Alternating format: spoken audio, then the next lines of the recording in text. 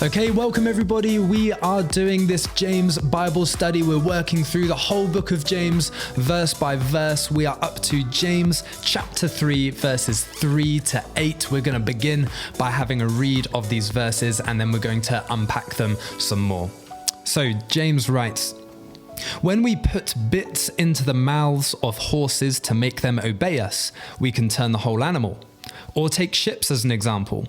Although they are so large and are driven by strong winds, they are steered by a very small rudder wherever the pilot wants to go. Likewise, the tongue is a small part of the body, but it makes great boasts. Consider what a great forest is set on fire by a small spark.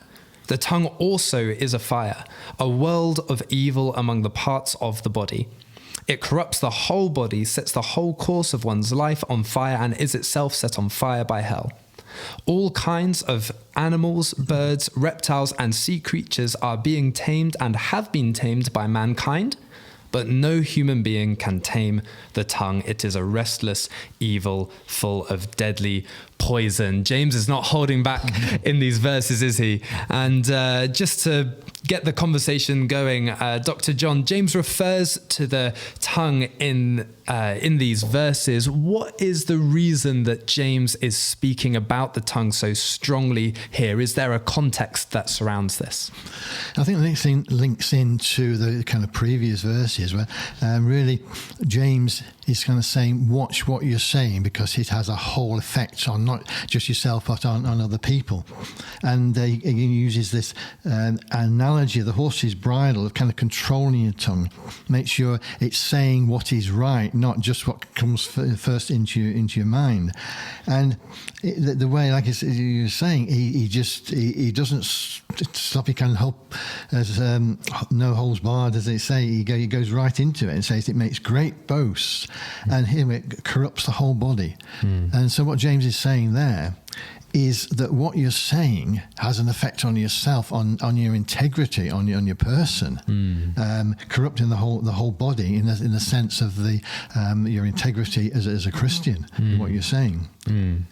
So I think James would have observed this kind of thing in the church. As a church leader, this is the kind of thing he would have observed. But the kind of things where people are misusing the tongue and just saying words that are pulling people down, of course, and not just concerned about that church in Jerusalem, but it's widespread, unfortunately. That's a thing that is relevant to all of us. Right, it's interesting. And if you were to go back and watch the video that we did on James 3 verses 1 to 2, you would see how James really emphasizes the impact that our words have on other people. But as you've pulled out there, Dr. John, here James also highlights how our words have a profound impact on ourselves as well. Pastor Fraser, any further comment on the context around these verses? Yeah, I mean, he's talking to teachers. Verses 1 and 2 tell us that, but I mean, there's clearly application to us all here in these verses. And then in terms of what's going on in the church at the time, I mean, we can kind of glean from the letter as well. There's clearly disagreement going on. In James chapter 4, there's fights and quarrels happening in the community. Disagreement that's leading to discord. And this may well be starting with the leaders and the teachers, but infecting the whole body. So there's that happening. There's people that are boasting. You've got the rich coming in, and he challenges this again in chapter 4. Stop boasting about what you're going to do tomorrow. So there's boasting. There may be false teachers coming in. There are people, some scholars say that a lot of people back then, kind of, I guess, saying today, desire kind of the stage, but not for the good reasons of leading people to Jesus, but because they want to elevate their own status, elevate their own influence. So there's a lot going on, and James is addressing a lot of different things by bringing it back, I guess, to the root cause of the thing, which is the tongue, which is the root cause of the issue, which is the tongue. And he draws much inspiration and style from Jesus's words, which he spoke, and also Proverbs. Think about the Proverbs, the power of life and death are in the tongue, and those who love it will eat its fruits. And it's tremendously powerful stuff. He's not holding back any shots, is he? 100% not at all. And I mean, amongst all of that points to the chapter 1 where James opens the letter, trials of many kinds. There's all sorts of trials going on. There's the backdrop of persecution going on as well, and potentially famine too. And so easy to lash out with words when you're under that kind of stress and pressure, isn't it? But James's point here is I mean, he's clearly concerned about the damage the tongue can do, isn't he, Dr. John? Yes, certainly. And it's interesting that the analogy he gives there is something small that has a big effect, like the horse's bit, the ship's rudder and the spark. It's something small, but the effect, forest fire, the huge ship is directed by the small rudder. And so the message there is that a few words can have bring tremendous damage, and the words can have the power of good or of course, of evil. And he's really strong, is James, on his the way he expresses this. It's set on fire by hell, type of thing. But I think it's important to understand the word from the Greek, really, because the word hell that we translate there is actually Gehenna, from the Greek Gina. Right. Not to be confused with Hades, which was kind of the abode of the dead, as it were. So Gehenna gets its name from the Valley of Hinnom, a place in Bible times outside Jerusalem where rubbish was continually burning. So when James is giving this analogy of Gehenna, people would be very familiar with the rubbish dump of outside Jerusalem, where all the bad things are put there, a terrible place. Fires are continually burning. It's a place really of evil. In the past, it was associated with sacrifice of human sacrifice with the pagan nations. And so basically, the Valley of Hinnom is a terrible place. So when James links the two, the people there will think, actually, this is something really serious. And of course it is, because what you say has a tremendous effect on people's lives, people's directions. And so very important to be careful in what you're saying. Hugely rich analogies that James uses here, Pastor Fraser, isn't it? I mean, as Dr. John, you mentioned, you've got the horses, you've got the ship's rudder, you've got the spark. Would you just help unpack some of those for us? Yeah, absolutely. I mean, these are, as Dr. John's, I guess, alluded to and said, these are examples that the church at the time would have got instantaneously. To put the bit in the mouth of the horse. I mean, it's a tiny little thing, but it's that leads the horse where to go. Right. And same with the ship. It's a little rudder. Even on the huge ships that we have now, it's a small. The rudders are so small and tiny, but they're not insignificant. And again, to think of a forest fire. I mean, I know we've seen, over the past few years, especially last year. At the time of filming, it's 2023, but last summer we saw loads in America in different parts, and they're just devastating, utterly devastating. When you see a forest fire on the news, it's devastating, isn't it? You see it from the aerial, and you see all the planes trying to drop the water on. Yeah. Devastating. Yet, what starts it? A little cigarette butt, or the tiniest little spark, or just something small starts this huge thing that just sweeps through. So what James is saying is that the words we speak are small, but they are so significant because they have the power to do tremendous evil, also tremendous good. So it's all those small things, and it's like, there's that stupid nursery rhyme, isn't there? Sticks and stones may break my bones, but words will never hurt me. And this couldn't be further from this truth, is what James is saying. Like, actually, our words are ridiculously powerful.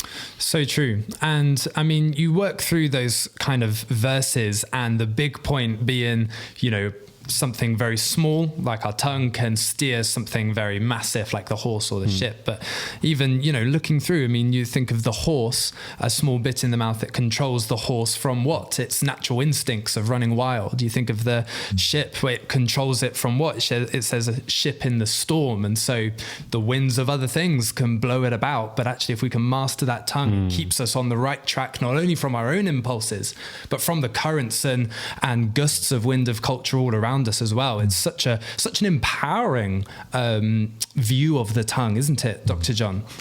Yes, and this is brought out in Proverbs. I do like the book of Proverbs. Proverbs 21, verse 23. Those who guard their mouths and their tongues keep themselves from calamity. And it's interesting there, but it's saying keeping themselves. Now, of course, what you say can bring calamity to other people, but also to yourself. And of course, those analogies, like it's a calamity, a forest fire, and all the devastation there is calamity. If the ship goes onto the rocks and is shipwrecked, calamity. So there, it really comes out strong there to guard your mouth and your tongues, to keep a check on them. And that, to me, the idea of guarding, if you're guarding something, you're kind of keeping a vigil. Right. And in that sense, to keep a vigil on your tongue, what you're saying, you think twice before you say something. The kind of saying, put your brain in gear before engaging your mouth. And it's so true, because what you say, that it can be meant as a bit of a joke, or it can just slip out, but it can cause tremendous damage. And so it's, guard your mouth and your tongue. Sorry. And this is practical James again. It's not ethereal. He's taking that spiritual principle and applying it to something that all of us can use. You were going to add something. Yeah, I was going to say, it's funny you say that, I was only joking. One of my favorite proverbs is Proverbs 26:18. Like a madman who throws firebrands, arrows, and death is the man who deceives his neighbor and says, oh, I was only joking. Like, actually, our words have tremendous power. Yeah. And I love the analogies James uses as well, because actually the key is not to take a vow of silence. Right. This is not what James is saying. He's not saying be silent. And I think this is what the analogies allude to. A wild horse is no good. It's dangerous, right? Yeah. A wild horse. But if you put a bit in its mouth, you can direct it. And all of a sudden, this horse can be used for great good. Right. Same with a ship. If you just put a ship on the water, and like you said, the storms, the winds, the wave, or even if you just put something on a raft to float, right, and there's no direction, well, it's just going to float wherever the wind blows. But if you give it a rudder, all of a sudden it gives direction. A spark, okay, if it lights a forest on fire, this is not good. But if it lights a fire to keep people warm, so that you can have industrial processes, so that you can, a spark can be such a good thing. Yeah. So keep us warm, to cook food, all these different things. So it's not a sense of, I'm never going to speak again. It's a sense of, I need to be wise with how I use my words, because my words, while they're small, they are significant. Absolutely. Let's talk about verses 7 to 8. All kinds of animals, birds, reptiles, and sea creatures are being tamed and have been tamed by mankind, but no human being can tame the tongue. It is a restless evil full of deadly poison. Are these defeatist words spoken by James? No, not defeatist. I think it's important to think of the words. If you choose your words carefully, that for the good. Jesus says you'll be judged. You have to give an account of every idle word. So, and it also says in the Bible that your conversation should be seasoned with salt. And so what you say can have a great deal of good. So we're not saying you don't encourage people with words. Yes, do encourage people with the right words. But nevertheless, the words can be like a poison. And a very strong images here that James uses, which people would be very familiar with. For example, snakes, poisonous snakes. The snakes, with one bite, well, there's enough venom there to kill quite a number of people. Same thing with mushrooms, toadstools, fungi growing in the forest or wherever. If you pick the wrong one, one bite will kill you. That's why I would never do that. I'd rather go to the supermarket and get my mushrooms. Take the chance.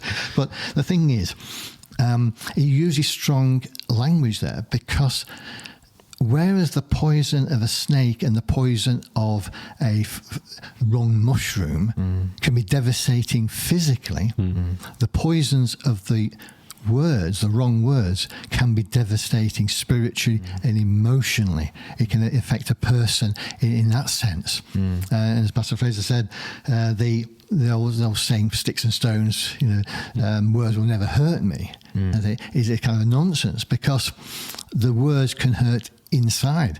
And there's poison from the tongue, and it is a strong word, but I think James is using that because he wants to get a message across. The fact that what you say can have a great devastation on people. It's something really crucial. He spends so much time on it. James is speaking about this issue because clearly it is something that we can have some control over and can develop in. How do we reconcile that where he says no human being can tame the tongue?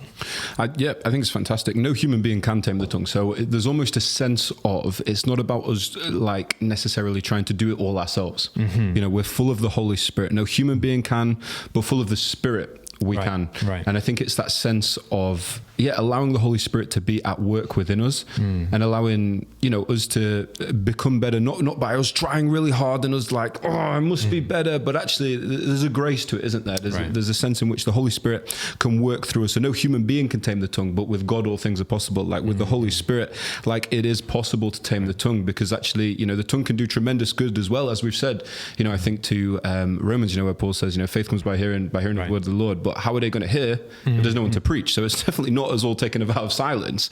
Like words can be powerful, words are important, but it's about allowing the Holy Spirit to be at work within us, allowing him to do something powerful in us, allowing him to transform our heart, renew our minds, and in that our tongue is getting tamed.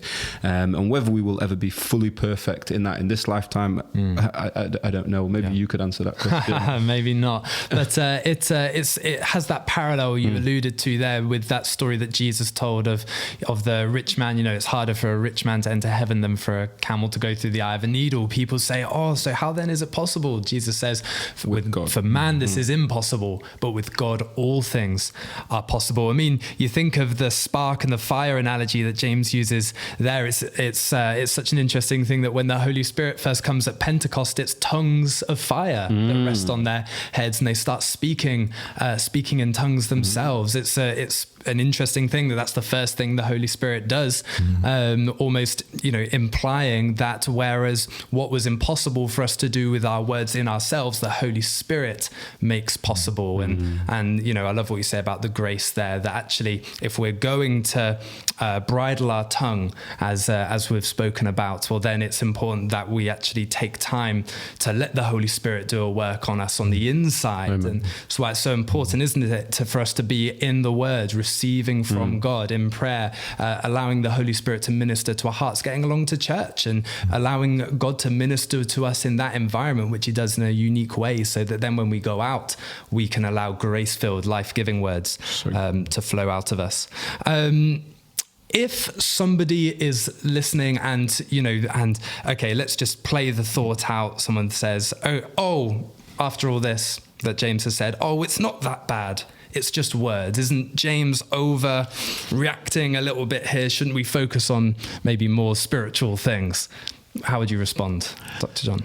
I think most people in their experience would have experienced a word that's hurting, that's cutting. It may be going back to school days or ever, where somebody has said something which they probably may not have intended, or it's something maybe it could have been misunderstood, but somebody said something and it can be really cutting.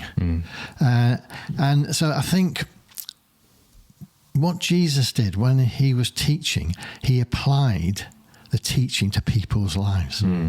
We read in James and we read in other letters as well in the New Testament about the importance of applying the scriptures, putting into practice. Jesus said the wise man builds his house on a rock is the one who hears the words and puts them into practice.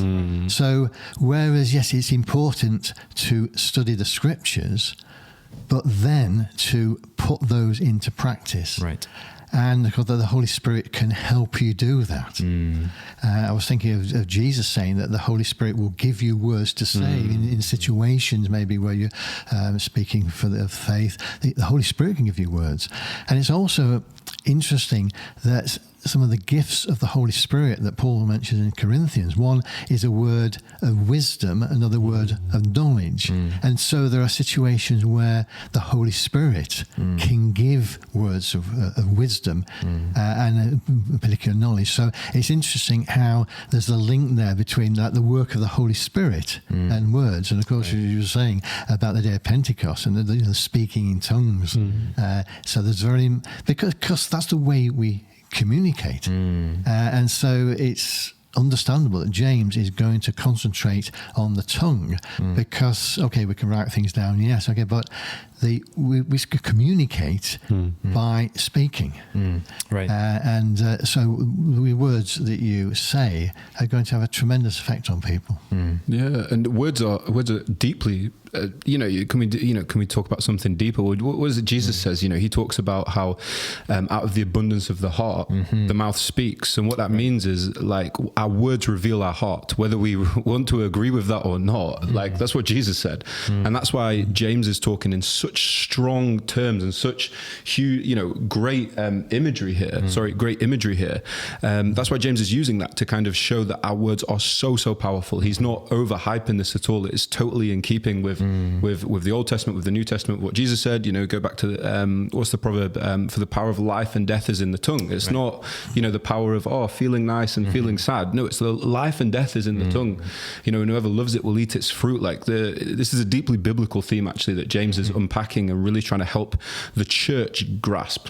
Yeah, absolutely. It brings us to that sense of actually, if the Bible puts more emphasis on something than maybe we would naturally, then maybe the answer isn't that the Bible should talk less about it, and maybe we need to align our own perspective to what the Bible is saying. Our words really, really matter. That's the message of James chapter 3, verses 3 to 8.